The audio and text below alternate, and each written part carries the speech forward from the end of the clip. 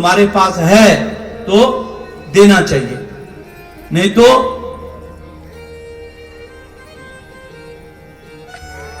अंधेरे में छाया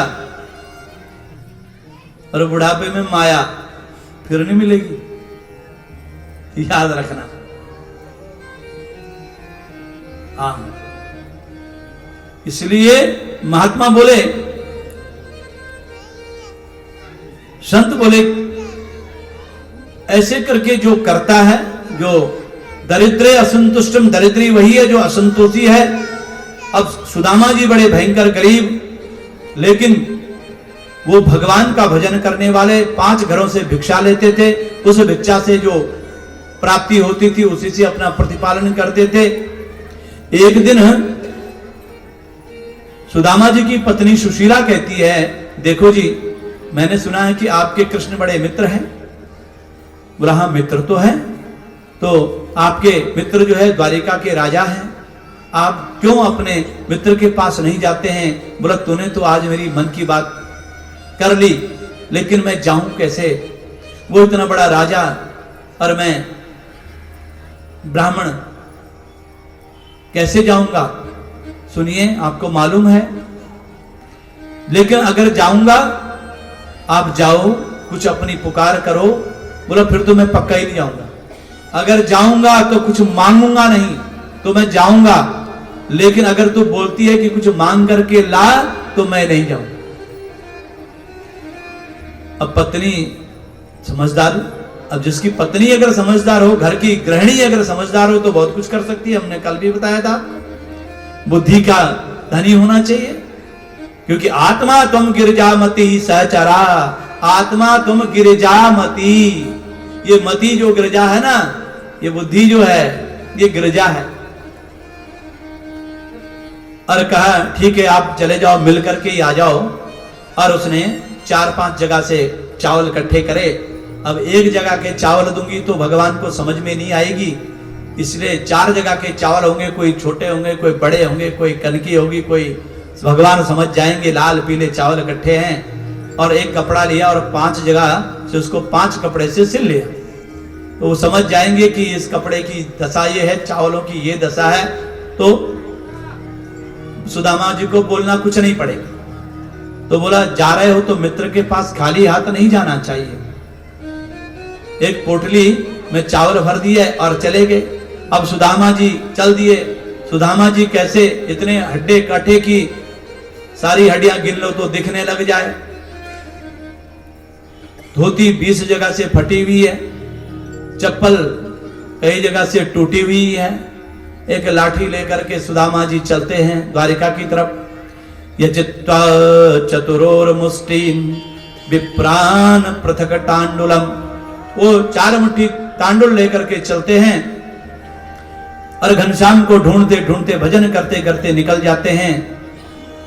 भूख लगती है, प्यास लगती है, जिंदगी अब उदास लगती है।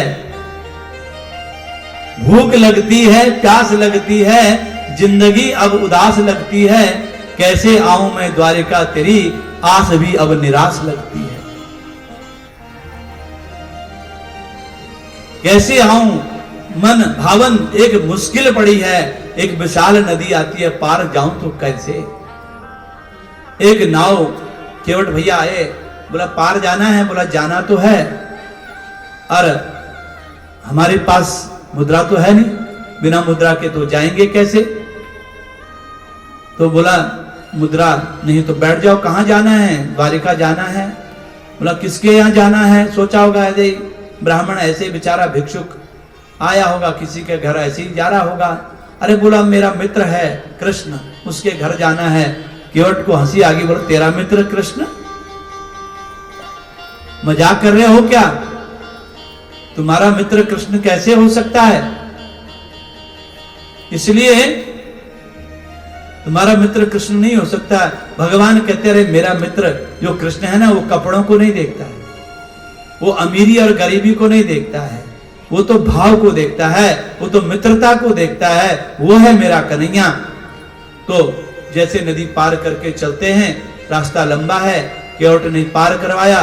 बोला भैया कितना टाइम लगेगा? बोला जिस प्रकार से आपकी चलने की स्पीड है, एक दिन में आधा किलोमीटर ही आप चल पाएंगे, तो 6 महीने तो लग ही जाएंगे आपको द्वारिका पहुंचने में। बड़ी समस्या हो गई। भगवान सुदामा जी चलते हैं, एक जगह विश्राम करते हैं, थोड़ी नींद आ गई और नींद खुली तो सुबह सीधे ही द्वारिका में खुल गई नींद। और सुबह नींद खुलती है तो मैं कहाँ हूं? तो कोई कहते हैं भैया मैं कहाँ हूं, ये कौन सी जगह है? ढूंढते ढूंढते जय श्री कृष्णा बोलने लग गए। अरे बोला ये तो द्वारिका है। द्वारिका? बड़ी जल्दी आ गया हूं मैं द्वारिका, क्योंकि भगवान ने विष्णुर माया जगत सर्वे, आस लगी थी मेरा मित्र आ रहा है। आज तो मित्र की वो स्थिति है, यदि मित्र कोई गरीब हो जाए तो रास्ते में पहचानने से इनकार कर देगा। बोला हाँ कभी मित्र रहा होगा, हो सकता है, मुझे याद नहीं आ रही है। क्योंकि याद कहां से आ गई, वो तो खा गया है। इसलिए ढूंढते ढूंढते द्वारपालों के पास जाता है और कहते हैं, कृष्ण के द्वारपाल खड़े जय और विजय।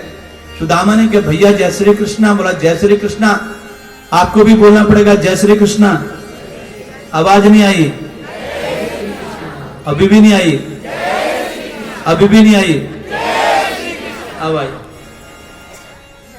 तो जय श्री कृष्णा तो बोलना ही पड़ता है ना। इसलिए सुदामा ने पूछा कौन सी नगरी है भैया? बोला ये तो कृष्णचंद्र महाराज की नगरी है। ओहो वही द्वारिका मेरे मित्र कृष्ण की है। सज्जनों, जिन ब्राह्मण के चरण में जूते नहीं, वहां जय विजय कहते हैं और कह रहे हैं कि आप 2 मिनट यहां रुकिए और हम संदेश पहुंचाते हैं भगवान के पास। बोला भैया सिर्फ इतना बोलना कि आपका मित्र सुदामा आया है। एक बार सोचने लगे ये ब्राह्मण, लेकिन नियम था, भगवान का नियम था, मेरा चाहे संध्या का समय हो, मेरा चाहे भोजन का समय हो, मेरा चाहे शयन का समय हो, ब्राह्मण के लिए दरबार खुले हैं। द्वारिकाधीश का एक नियम था, ब्राह्मण के लिए मेरे दरवाजे कभी बंद नहीं है, ब्राह्मण जब चाहे तब मुझे मिल सकता है। ऐसे हैं मेरे गोपाल। जय विजय गए और जाते ही भगवान का शयन का समय था दिन में, और जाते महाराज शयन जाने से पहले कोई द्वारपाल मिलने आया है आपसे। बोला क्या काम है? बोले एक ब्राह्मण आया है और वो ब्राह्मण बहुत दयनीय स्थिति में है, तो क्या नाम है उसका? क्या जवाब दिया? तो कन्हैया पूछते कौन है? तो क्या कहा? शीस पगान झगा तन में, प्रभु जान को आई बसो के ही ग्रामा, धोती फटी सिलटी दुपटी, अरुपाय उपान की नहीं सामा, द्वार खड़ो द्विज दुर्बल एक, रहो चकिसो वसुधा अभिरामा, पूछत दीन दयाल को धाम, बतावत आपनो नाम सुदामा, बतावत आपनो नाम सुदामा। क्या? क्या? सुदामा। सुदामा का नाम सुनते ही राजगद्दी से ऐसे उछले, कहीं पीतांबर गिरा, कहीं पादुका गिरी, कहीं मोर मुकुट गिरा, और दौड़ते दौड़ते स्वयं 7 ड्योढ़ी पार करके भगवान नंगे पैर चलते हैं। बोला आज मेरा मित्र आया है, आज मेरी प्यास बुझ गई है। बोले सुदामा महाराज की। और जाते जाते सुदामा को गले लगा देते, अंग से भर लेते हैं, बड़े प्रेम से सुदामा को आज लाते हैं और अपनी राजगद्दी पर बिठाते हैं। द्वारिकाधीश जो स्वयं द्वारिका के जो त्रिलोकीनाथ हैं, आज एक ब्राह्मण को लाकर के अपनी गद्दी पर बिठाते हैं और बिठा करके क्या कहते हैं कि देखी सुदामा की दीन दशा, करुणा करके करुणामय रोए, पानी परात को हाथ छुयो नहीं, नैनन के जल सो पग धोए। अरे लाओ गंगा जल की, गंगा जल लाए, यमुना का जल लाए, सरयू का जल लाए, और जैसे जल ला दे, जल से भगवान के मैं सुदामा ब्रह्म के चरण धोता हूं, लेकिन जल की तो आवश्यकता ही नहीं पड़ी। ऐसी दीन दया स्थिति को देख करके मेरे गोविंद को रोना आ गया, और रोते रोते अपने नैनों के जल से ही सुदामा के चरण को धो दिया, पीतांबरी पहनाई, धो करके सिंहासन पर बिठाया, जलपान की व्यवस्था हुई, सारी व्यवस्था बन करके मित्रता के साथ हंसी मजाक हुई। अब समय हुआ, आज मैंने ब्राह्मण के आशीर्वाद से सब कुछ तो हूं, बिठा करके भोजन पानी व्यवस्था हुई, और कहने लगे कि भैया सुदामा, क्या तुम्हारी शादी हुई है? तुमने शादी करी कि नहीं करी? बोला हाँ शादी तो हुई है, भाभी क्या नाम है? सुशीला है। और कहता मित्र क्या तुमने भी शादी करी है? बोला हाँ करी तो है, अभी आती है और सबको आशीर्वाद दे करके जाना। तो ठीक है भैया, आशीर्वाद में बुलाओ। रुक्मणी आई सौभाग्यवती, भद्रा आई सौभाग्यवती, सत्यभामा आई सौभाग्यवती, चलते चलते 400-500 हो गई। अब सुदामा ने कहा इतनी है अपनी है ना? बोला हाँ सब अपनी ही है, हमने सोचा कोई पड़ोस के भी नमस्कार करने के लिए आई होगी। तो बोला अभी तो 16,000। तो बोला भैया मैं ये जो हाथ जो है ना 400 में ही दुख गया, इधर आ, मैं तेरे को ही आशीर्वाद देता हूं, और तू ही तेरा सबका आशीर्वाद लग जाएगा, नहीं तो मैं तो कल आशीर्वाद के लायक भी नहीं रहूंगा। मेरी स्थिति को तू देख रहा है। अब आशीर्वाद दिया सबने, बड़े चिरंजीवी रहो, सौभाग्यवती रहो करते करते भगवान की पत्नियों को आशीर्वाद दिया, और लास्ट में भगवान को ही आशीर्वाद दे दिया। बोला चिरंजीवी भव।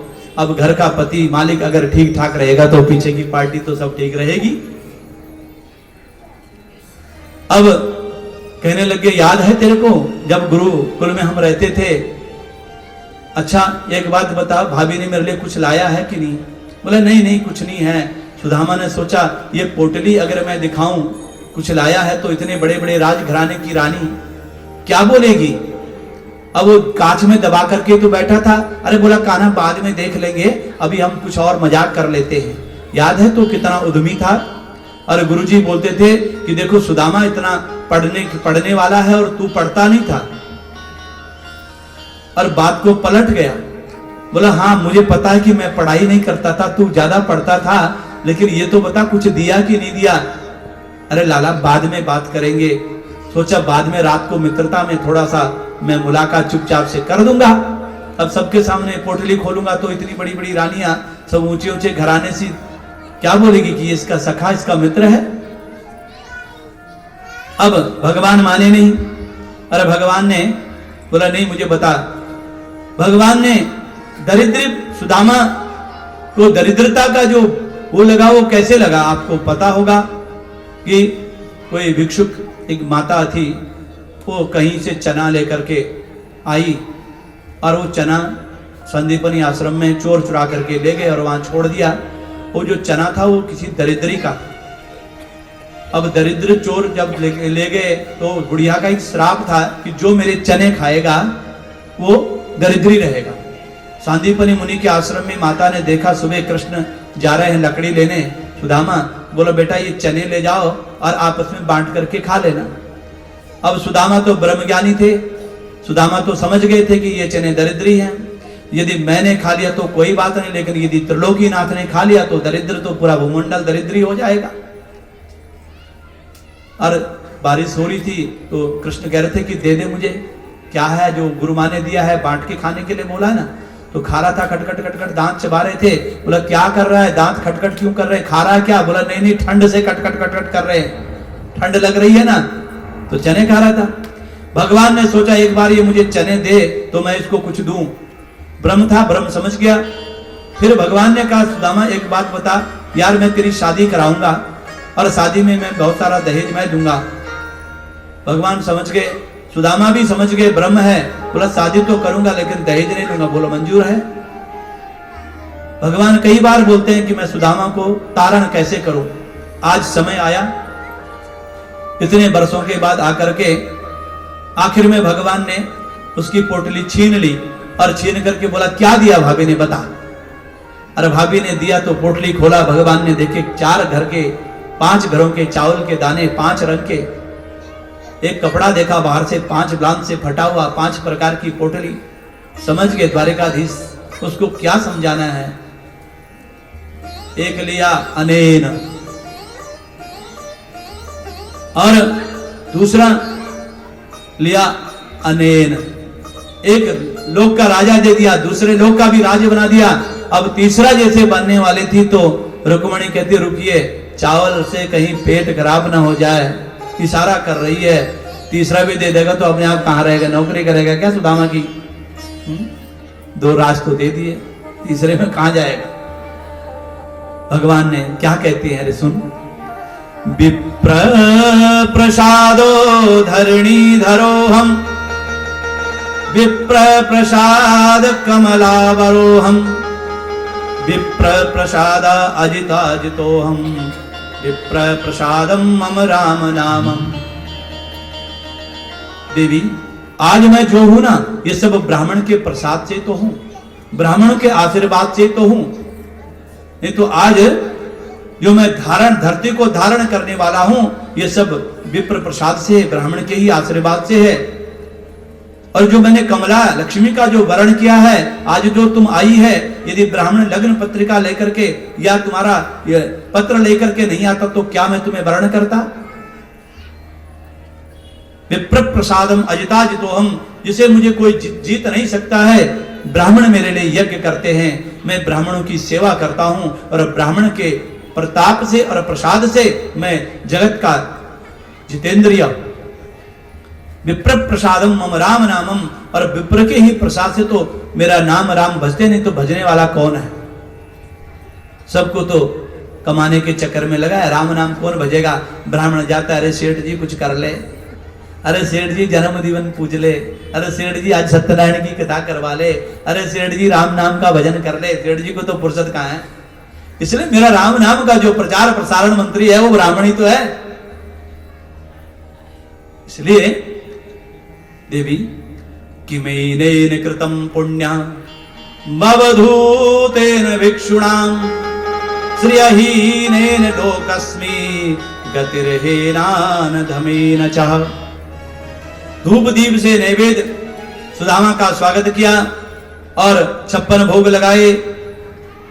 अभी ब्राह्मण सेवा करी। अनंत सेवा करने के बाद भगवान को बोला अब चल दिए। बोले जाओ, 2-4 दिन की तो होती है मेहमानदारी, ज्यादा तो रह नहीं सकते हैं, है ना। मेहमानदारी तो 1-2 दिन की होती है, ज्यादा दिन रहेंगे पंडित जी तो बोलेंगे अच्छा महाराज जी अब तो हम भी थक गए सेवा से, बस। हाँ महाराज जी को 3-4 दिन 5-7 दिन से ज्यादा अनुमति नहीं मिलती है। 3-4 दिन खूब सेवा होती है, मजे में, हाँ फर्स्ट क्लास चकाचक होती है। मेहमानदारी भैया ऐसे होना चाहिए। मेहमान को भी समझना चाहिए कि मुझे निकलने में फायदा है, ज्यादा नहीं रुकना चाहिए। क्वाहम दरिद्रय पापी पयान कृष्णा श्रीनिकेतनः ब्रह्मा बंधुरति स्याहं बाहुभ्याम परिरंभितः। कहा तो मैं दरिद्री पापी लक्ष्मीपति मेरा मित्र श्री कृष्ण। अरे वाह रे कन्हैया, कृपाल तू है, तेरे अंदर कृपा का सागर है, करुणा का सागर है। आज 6 महीने जाने लगा था और 6 महीने आने में लग गए। जहां सुदामा गए और जाकर के देखते हैं भैया ये कौन सी नगरी है। बोला जी ये सुदामा नगरी है। बोला होगी कोई सुदामा नाम के कई सेठ के होंगे। बोला तो भैया यहाँ एक झोपड़ी थी मेरी, सेठ जी ने वो झोपड़ी शायद उठा ली होगी और यहाँ महल बना दिया। अरे बोला वो सेठ जी तो वृंदावन जा रखे हैं, द्वारिका जा रखे हैं। द्वारिका तो मैं ही गया था, सुदामा भी मेरा ही नाम है।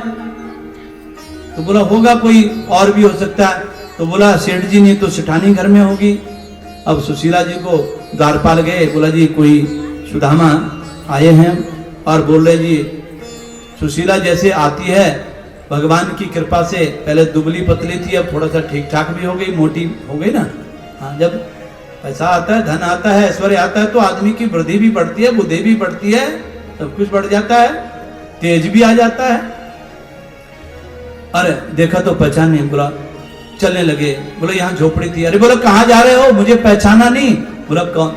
बाद में देखो, ओहो तुम्हारा तो रंग ढंगी सब बदल गया है, ये क्या करिश्मा है, ये क्या कृपा है। बोला जहां गए थे वही तो कृपा है, ये सब आपके मित्र ने तो किया। बोला अच्छा, तो ऐसा करो कि तुम ऐसा करो कि सोने की रोटी बनाओ, चांदी की दाल खाओ, हाँ? और मैं चला। मैंने क्या करना है इस वैभव का, तुझे मिल गया ना, तुझे वैभव चाहिए था, तुझे मिल गया, हम तो वैभव के लिए गए नहीं थे। पत्नी सोचा, अब जैसे ही सुदामा चलने लगे पीछे से आवाज आ गई, अरे सुदामा कहां जा रहे हो? कौन? देखते हैं जिनके पास तुम गए थे वो तो अंदर बैठे हैं। बोला अंदर? अंदर जाकर के देखता तो कृष्ण वहां बैठे हैं। बोला कहां जा रहा है? बोला ये वैभव मुझे नीचे। अरे बोला ये वैभव तुझे मिला है, तुझे मैंने दिया है, ये तेरे भाग्य में था, इसलिए भाग्य में जो मिला है उसका उपभोग करो।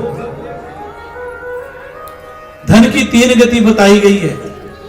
दानम नासस्त्रियो गतया, धन यदि है तो दान करो, दान के साथ में उपभोग भी करो।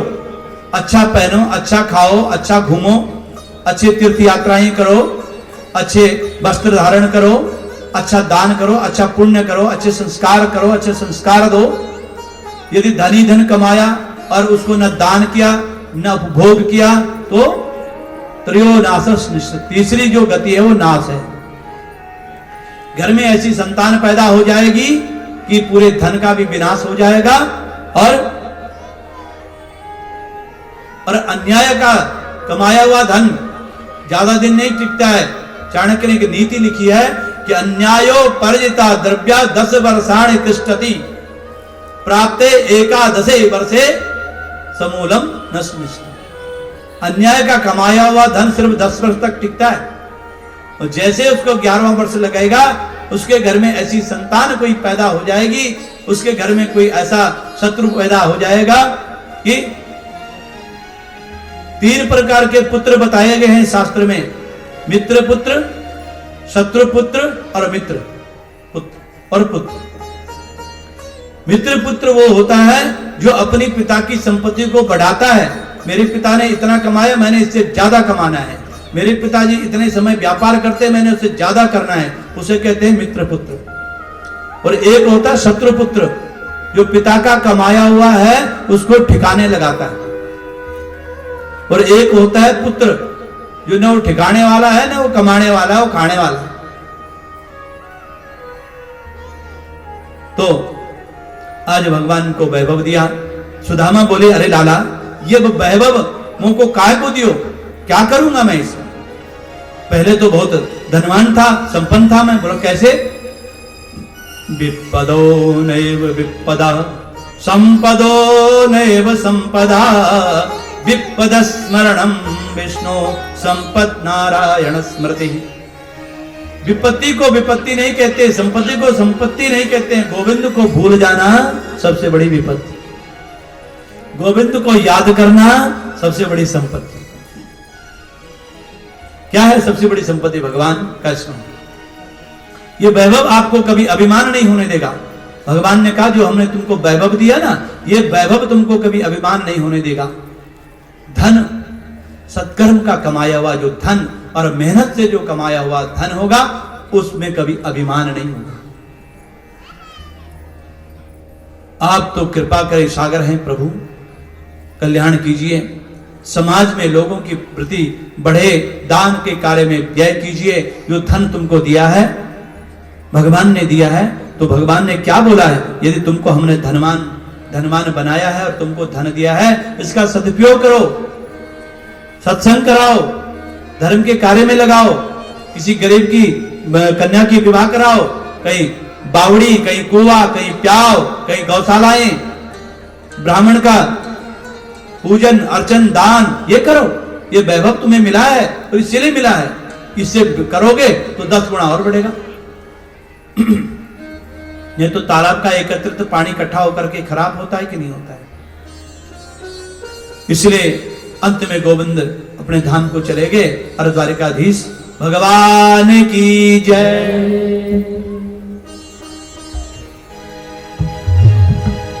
ओ कृष्णा रे, प्रेम से तालियों के साथ कृष्णा रे। आज तो 11 बजे तक बैठना पड़ेगा क्योंकि कृष्णा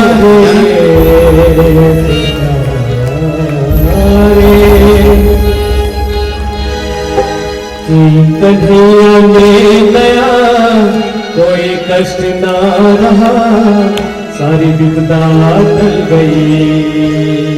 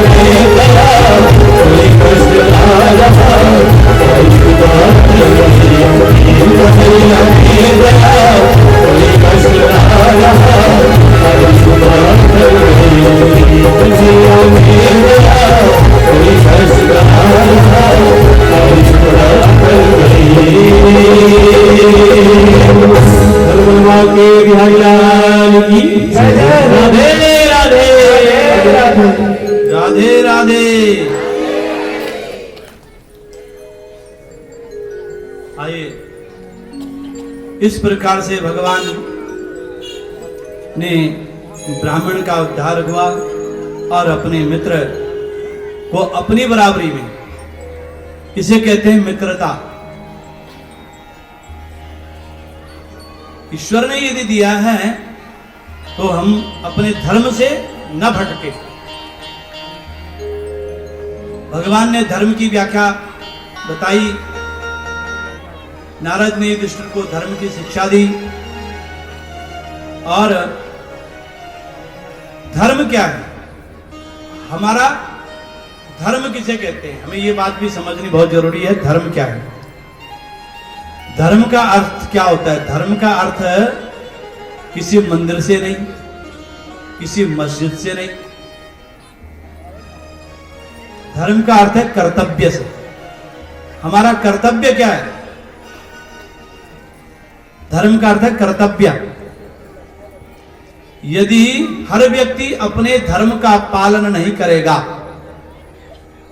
तो पूरे समाज में अस्तित्व संकट में आ जाए। कहते हैं कि